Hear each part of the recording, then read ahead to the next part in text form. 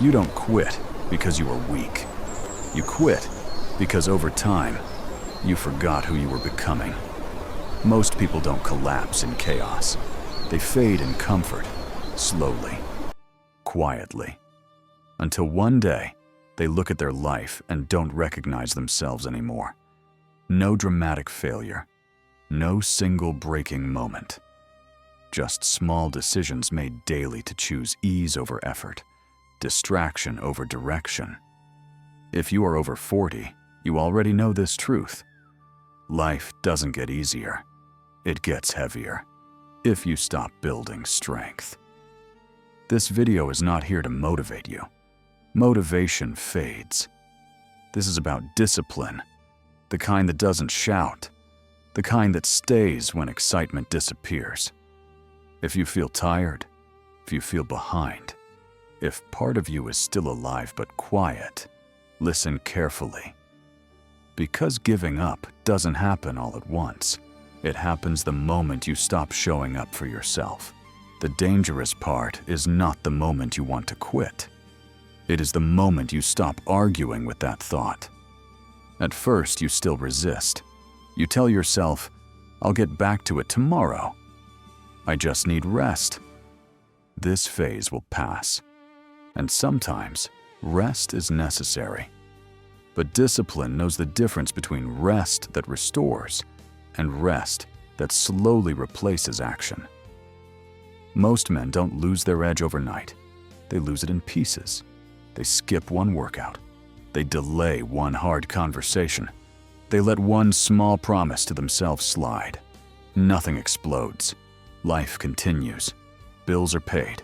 People still smile. But inside, something shifts. The standard drops, not publicly, but privately. You stop demanding effort when no one is watching. This is where discipline actually begins. Not in motivation, not in excitement, not in visible success. Discipline begins after the silence settles, when the applause is gone, and the only voice left is the one asking, "Are you still the kind of man who does what he said he would do?" Over 40, this question hits harder. Because time no longer feels endless. You don't have decades to drift. You feel it in your body, in your patience, in how quickly days pass without progress. Discipline at this stage is not about intensity. It is about refusal. Refusing to let comfort decide your direction. Refusing to negotiate with weakness every morning. Refusing to become someone who only remembers who he used to be. This is not about becoming extraordinary. It is about remaining intact. And that starts by showing up again, quietly, without drama, without needing permission. After a while, you realize something unsettling. You didn't decide to give up. You simply stopped resisting comfort. It slipped in quietly, right after the questions in P1 went unanswered. When you stopped asking yourself whether you were still keeping your word, comfort stepped in to fill the silence. And comfort never feels like weakness. It feels reasonable. It feels earned. It feels like relief. You tell yourself you've worked hard enough, that pushing can wait. That consistency is optional now. Nothing collapses. Life still functions. That's why comfort is dangerous.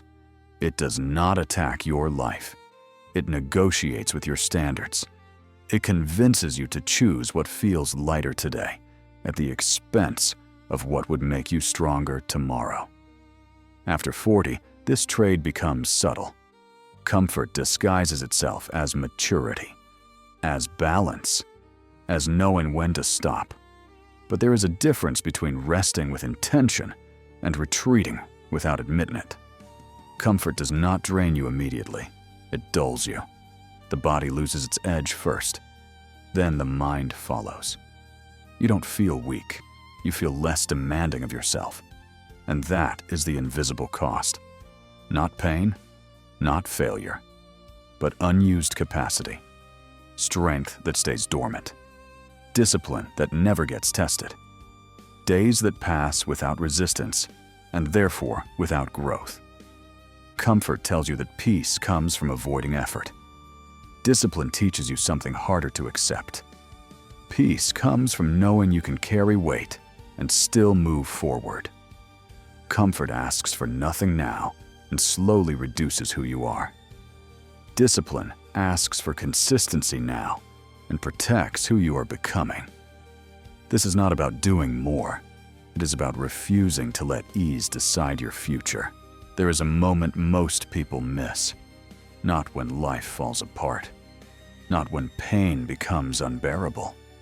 But when you realize you've been negotiating with yourself every single day. You promise effort, then quietly revise the terms. You say you'll start tomorrow. Then you redefine tomorrow until it no longer means anything. This negotiation feels harmless, even intelligent. But discipline is not built through negotiation. It is built through decisions that do not reopen themselves. At some point, you either decide that your word matters, or you accept that it doesn't. This is the turning point. Not a dramatic vow, not a public declaration, just a private line you stop crossing. You stop asking, "Do I feel like it today?" and start asking, "What did I already decide?" This is where comfort loses its power, because comfort only wins when there is room for discussion, when every task is optional, when every standard is flexible, when effort depends on mood. Discipline begins the moment negotiation ends. After 40, this shift is crucial. You no longer have the luxury of endless resets. Every postponed action becomes a pattern. Every pattern becomes a direction. And direction, repeated long enough, becomes identity. You don't rise to the level of your intentions. You settle at the level of your non-negotiables. This is not about becoming harsh. It is about becoming clear. Clear about what you do even when no one is watching. Clear about who you are when motivation is absent. The strongest form of discipline is quiet. It doesn't argue. It doesn't explain. It simply acts because the decision was already made. Once negotiation ends, something becomes very clear. Discipline cannot rely on how you feel. Feelings change. Energy fluctuates. Motivation appears and disappears without warning. If discipline depends on emotion, it will collapse the moment life gets heavy. That is why discipline must become structure.